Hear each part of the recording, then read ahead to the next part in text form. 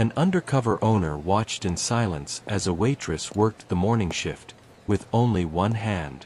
Clara James, her left arm bound in thick bandages, moved through the diner with quiet determination, balancing trays, refilling coffee, and pushing through the pain. All while her manager, Rick, humiliated her for every small mistake. Customers whispered. Some pitied her. Others just shook their heads and looked away. But no one knew the truth, that her injury wasn't just an accident, and that Rick was hiding something far more sinister. From the corner booth, Arthur, the real owner in disguise, had seen enough. And the deeper he dug into what was happening behind those swinging kitchen doors, the more disturbing the truth became. Before we begin, if this is your first time here, we'd love for you to hit that subscribe button. Your support means everything, and helps us share more stories that matter. Stay with us until the end. And if Clara's story moves you, drop a comment, share this video, and let someone else know. Injustice never goes unseen. Now, let's begin. The diner always smelled the same: burnt coffee, bacon grease, and something fried that never quite washed off your clothes. Outside, the neon sign blinked lazily. Marcy's Diner, open 24/7. It buzzed like it had given up trying. Inside, the morning rush was chaos in motion. Forks clinked, orders shouted over the grill's hiss, shoes squeaked against tile floors slick with old mop water. In the middle of it all was Clara James. A black woman in her late 20s, she moved with a kind of grace that didn't come from peace, it came from necessity. Her hair was pulled back into a tight, low bun. Her uniform fit a little loose, like she'd stopped caring about how it looked as long as it was clean. Her left hand was wrapped in thick white bandages, immobilized, tucked close to her chest. She balanced plates on her forearm, coffee pot in the other hand. No complaints, no excuses, just forward motion. Her expression was neutral, but her eyes scanned every table like she already knew who would be rude, who wouldn't tip, and who'd ask to speak to the manager for no real reason. "Table 5, Clara," barked a voice from the counter. "You forget how to move since yesterday?" Rick Saunders, the manager. Mid-40s, pasty, always smirking like he was 2 jokes ahead of everyone else, even when no one was laughing. He leaned against the register like he owned the place, even though he didn't. Clara didn't flinch. She just nodded. On it. She walked stiffly, every step sending a dull throb through her side. Sweat was already gathering under her collar. Her right arm ached from carrying everything solo. But she smiled anyway, because anything less would be seen as an attitude problem. At table 4, 2 white women in business suits watched her move. "She's still working like that," one said, voice hushed but sharp. "God, that's gotta be illegal." "Yeah," the other replied. "But, you know how some people are. Always making things harder for themselves." Clara heard it. She always did. The tone. The phrasing. Some people. Behind the counter, Rick watched the interaction. His mouth twitched upward, not a smile, just satisfaction. He turned toward the kitchen and called out without even looking. "Maria, pancakes for 6. And tell your girl to pick up the pace." Maria Lopez, the head cook, muttered something under her breath in Spanish and slapped the pancake batter harder than necessary onto the griddle. Clara returned to the counter to grab coffee refills. As she poured, Arthur Whitman stirred his own cup slowly from his usual spot in the corner booth. Late 60s. White hair trimmed neatly. Posture ramrod straight. He wore a denim jacket and old work boots, the kind you don't buy for looks. Most people just called him the vet. No one paid much attention to him. He liked it that way. But Arthur paid attention. Especially to Clara. He watched her limp slightly as she moved. Watched her wince when she bumped her bandaged hand. Watched Rick bark another order without lifting a finger to help. And then it happened. Clara turned from table 7 with a half-full tray. Rick rounded the corner fast, not looking. They collided, not hard, just enough to send a glass of water tumbling down Rick's shirt. The diner froze. Rick looked down at the wet patch on his chest like someone had spit on him. "Of course," he muttered. He stepped in close, too close. "Clumsy again, huh? You people really don't know when to quit." The words weren't shouted, but they cut like a knife. Clara's jaw tensed. Her eyes dropped to the floor. "I'm sorry, Rick. I didn't see you." "No, you never do. Always a problem with you." He snatched the towel from her tray before she could grab it with her good hand. His smirk curled in a way that only she could see, the kind meant to humiliate, not correct. At the counter, Jaden, a young black man in his 20s, shook his head. "Yo, maybe ease up, man. She's got one hand. That ain't an easy shift." Rick didn't even acknowledge him. Just kept staring Clara down. Arthur didn't move. But the muscles in his jaw tightened. His knuckles wrapped around his mug.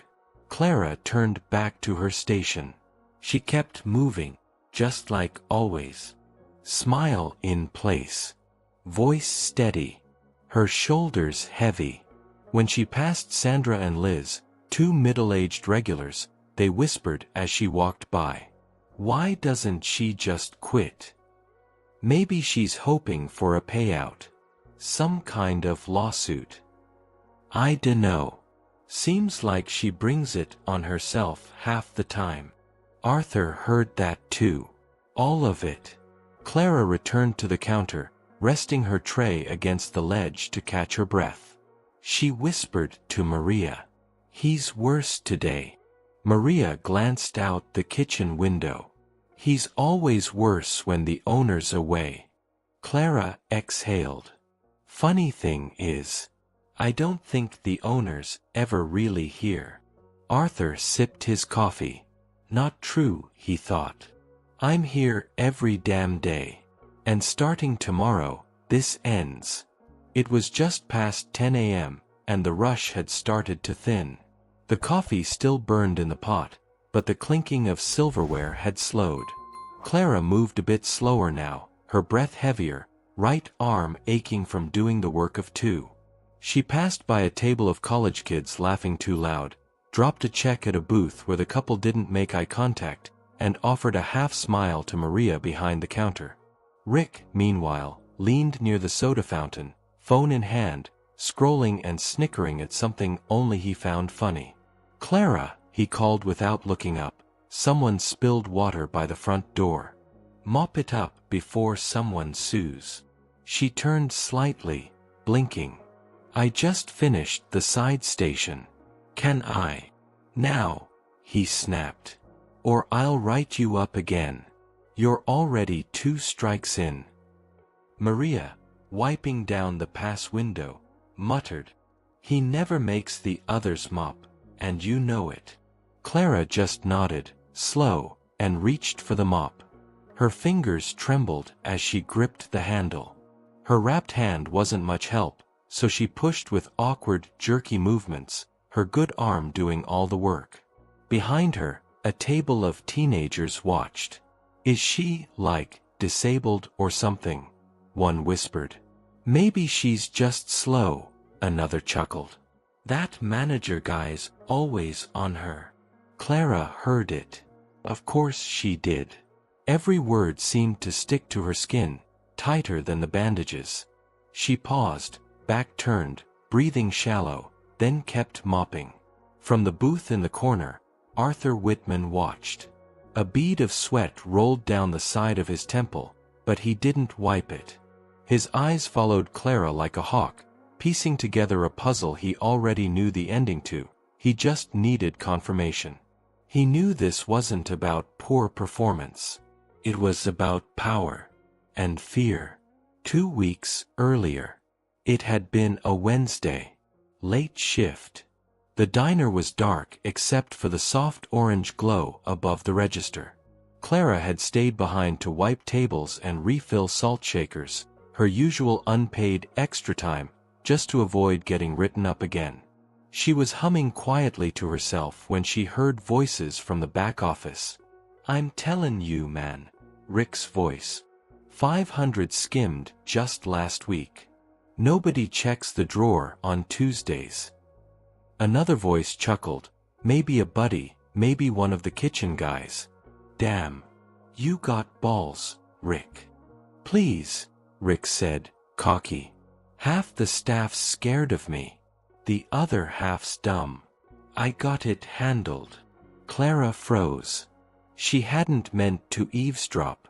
She was just grabbing extra menus when the words hit her. She backed away from the door, slowly, careful not to make noise. But the floor creaked. The door opened fast. Clara. Rick stood in the doorway, eyes narrowed. She swallowed. Sorry. I was just. You heard that?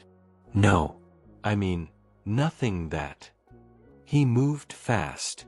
Too fast. In one swift motion, he was in front of her, and before she could step back, his hand shot out and grabbed her left wrist. She gasped, the shock more than the pain, but then came the pressure. And then the pop. Something cracked. She collapsed to her knees, eyes wide with silent agony.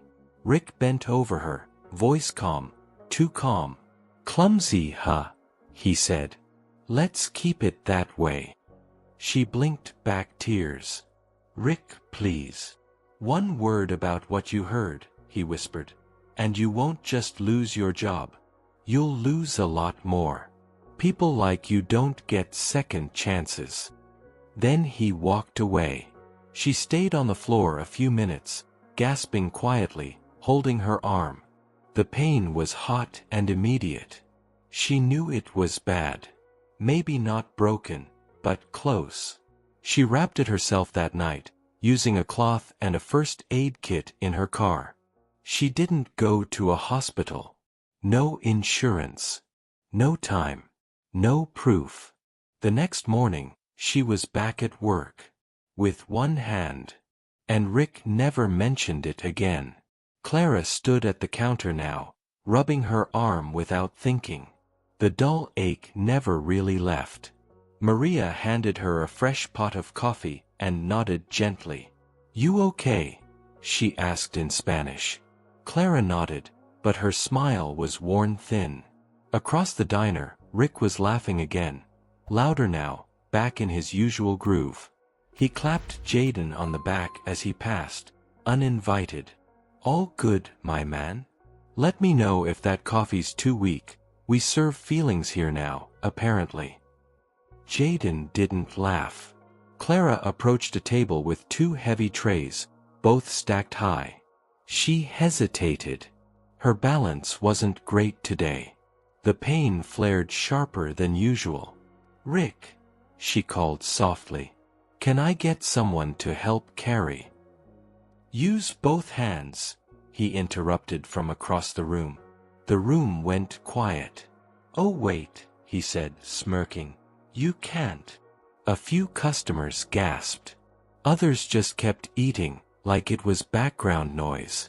Arthur had heard enough. He took a slow sip of his coffee. Then he opened the notebook in front of him and made a mark. Not a sentence. Not a note. Just a mark. He'd been documenting this for weeks. Rick's words. The way Clara flinched. The false write-ups he saw left at the counter. The way the other girls, all white, were treated with jokes and patience. But not Clara. Never Clara. At the end of her shift, Clara stepped outside for a moment of quiet. The alley behind the diner smelled like old oil and cigarette butts. She leaned against the wall, cradling her wrapped hand. She blinked toward the sky, eyes glassy but not crying. She wouldn't cry here. Not for him. Inside, Arthur stood and placed 2 crumpled bills under his mug. As he walked past the counter, he caught Maria's eye. "What's her name?" he asked softly. Maria paused, then said, "Clara." Arthur nodded. "Thanks." Then he walked out into the cooling afternoon, jaw set, notebook tucked under his arm. Tomorrow, he told himself. We stop pretending. The next morning, Arthur Whitman arrived at Marcy's diner at exactly 6:57 a.m., 3 minutes before open. He sat in his usual booth, ordered his usual coffee, and unfolded his usual notebook. But today, the lines on his face were tighter. His jaw moved even when he wasn't speaking, like something was chewing at him from the inside. He watched. Clara came in 5 minutes later. Same uniform. Same low bun. Same limp in her step. Her eyes didn't look up. Not at him. Not at anyone. She moved to the back, grabbed her apron, and tied it one-handed with a practiced motion that spoke of pain and repetition. Rick was already behind the counter, laughing with 2 of the other waitresses, both white, both smiling politely but not warmly. Clara passed them with a small nod. Rick's smile faded the second he saw her. "Morning," she offered, soft. "Cut it close again," he said, glancing at a clock that still read 7 o'clock. "You want another write-up or just a final check?" She didn't respond. Just started filling salt shakers. Arthur made a mark in his notebook. Another day. Another attack. By mid-morning, the diner was full. College students, truckers, older couples, the usual weekday crowd. At table 9, a fork dropped. Clara bent to pick it up with her good hand, knees creaking from the strain. Rick saw it and spoke loud enough for the nearby booths to hear. "See. Every day it's something. Forks, spills, excuses.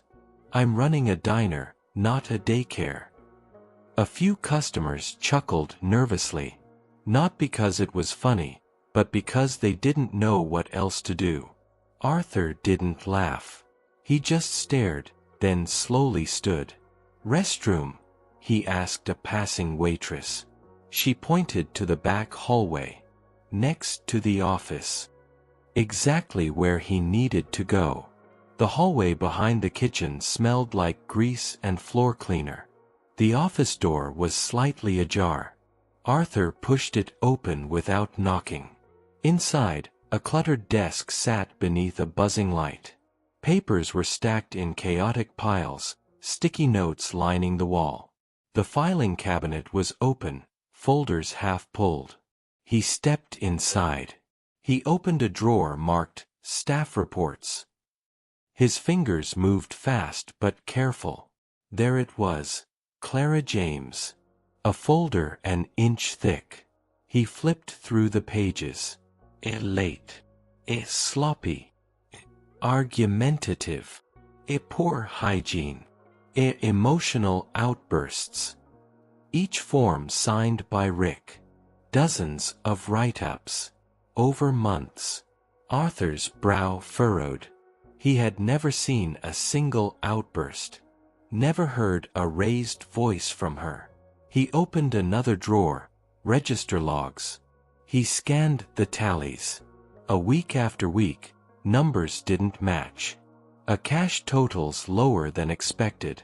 A no incident reports filed. And then he found it. A scrap of paper folded and tucked beneath a tray. On it, scribbled in Rick's handwriting. Another 500 from Thursday. Should balance out Monday. Use Clara if it comes up.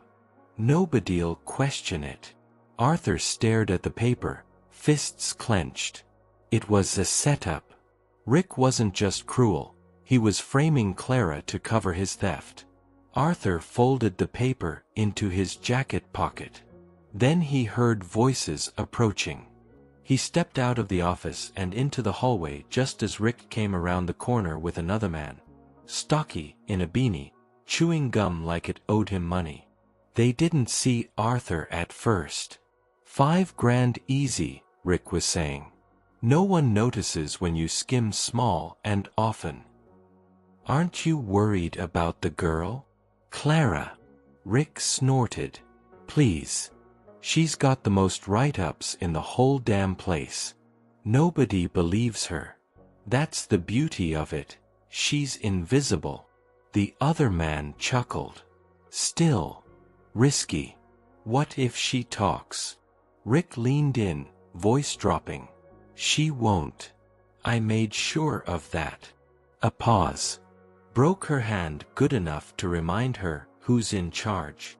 Arthur felt something in his chest tighten. He stepped back into the shadows, letting the men pass. He didn't move again until they were gone. Then he turned, walked out the back of the building, and pulled out his phone. Officer Reynolds? Yeah. It's Arthur Whitman. I think it's time we had a conversation. Back inside, Clara stood near the coffee machine, shoulders shaking slightly. Maria saw it first. Hey, Maria whispered. You okay? Clara nodded quickly. Too quickly. Just tired. But Maria saw the way her hand trembled as she poured a cup. The way her eyes stayed fixed on the counter. The way she flinched when Rick walked past without touching her. You want me to say something? Maria asked gently. Clara shook her head. It'll just make it worse. She smiled again. That same too small smile. And that broke Maria's heart more than anything. Arthur returned to his booth, slow and measured. He sat, placed his coffee in front of him, and stared across the diner at Clara. She didn't look up. She couldn't feel it. Not yet. But something had shifted.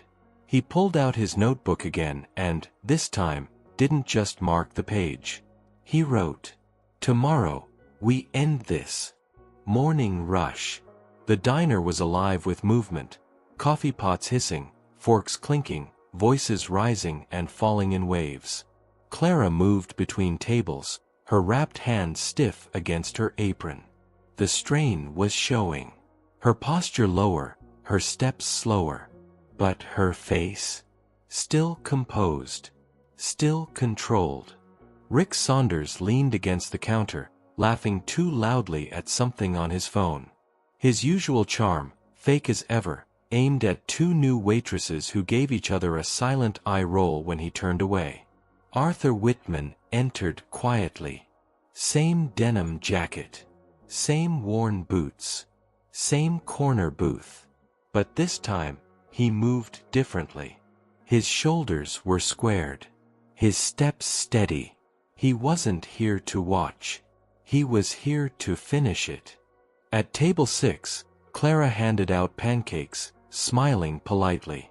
She didn't notice Arthur pull a manila folder from under his jacket and place it on the counter. She didn't hear him stand.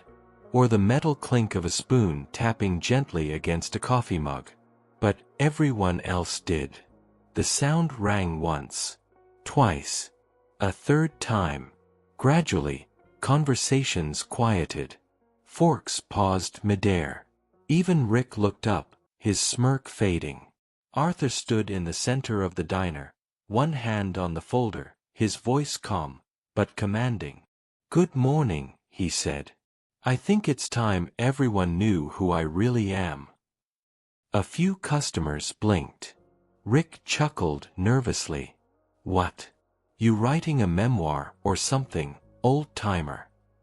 Arthur's eyes met his. Unshaken. No, he said simply.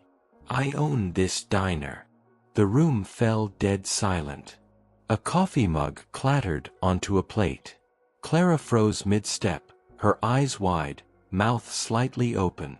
Rick blinked, confused. Then his face twisted into disbelief. You're joking. Arthur opened the folder. Pages spilled out across the counter. Reports, receipts, logs, handwritten notes. He flipped one toward the crowd, then another. I've been coming here for months. Watching. Listening. Waiting. He turned toward Rick. And what I saw disgusted me. A low murmur moved through the diner. I watched you target Clara James. I saw you humiliate her. I read every false report you filed against her. I checked the register logs you altered. And I overheard you bragging about stealing money and letting her take the fall. Gasps. One of the waitresses covered her mouth. And worse, Arthur continued, his voice harder now. I know what you did to her hand. Rick took a step back, hands slightly raised.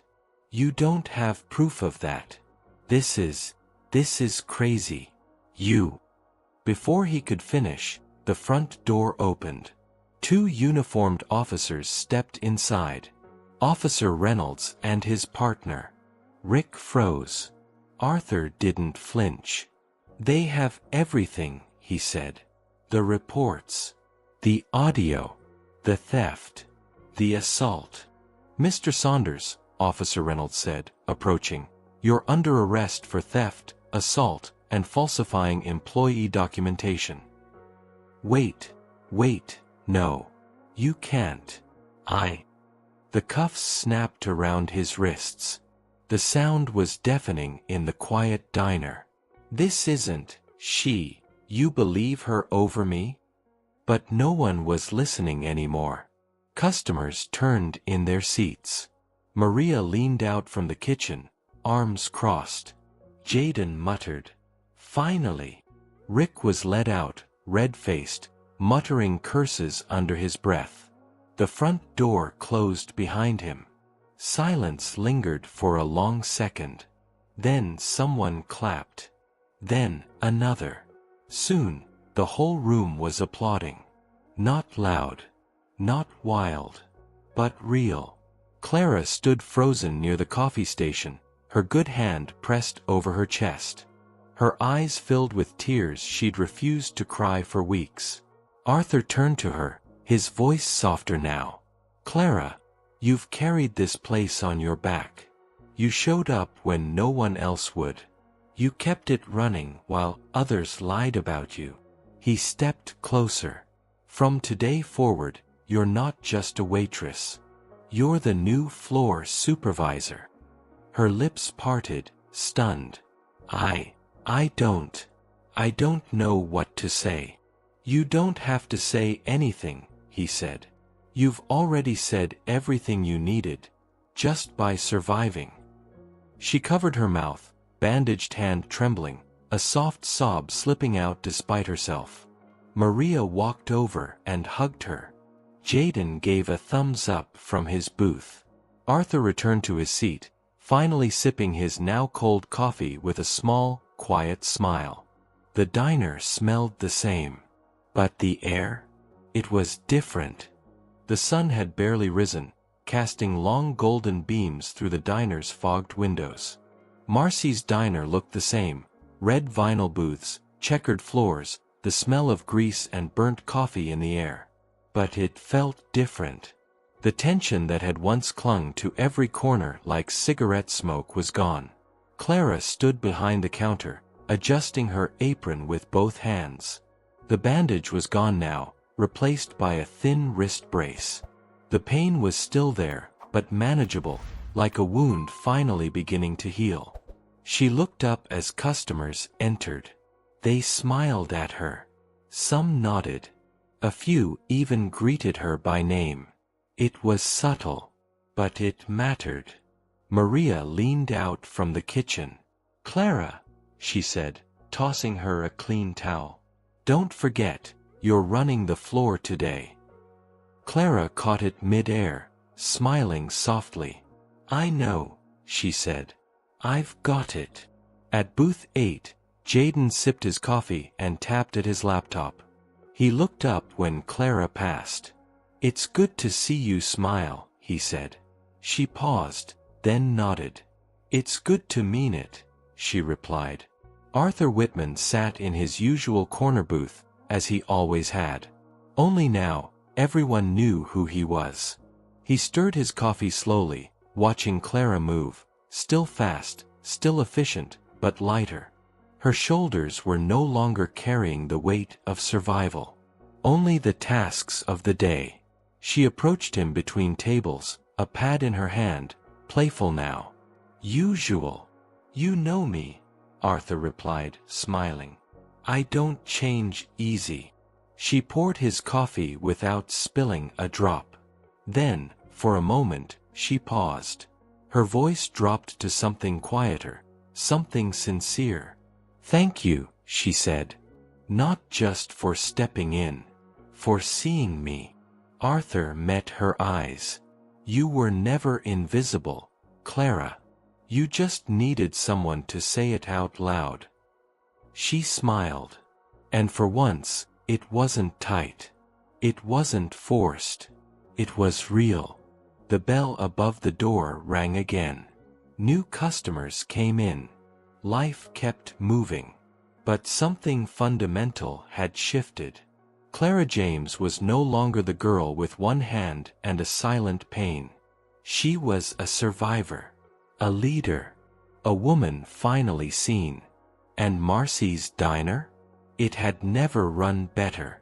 If this story moved you, don't let it end here.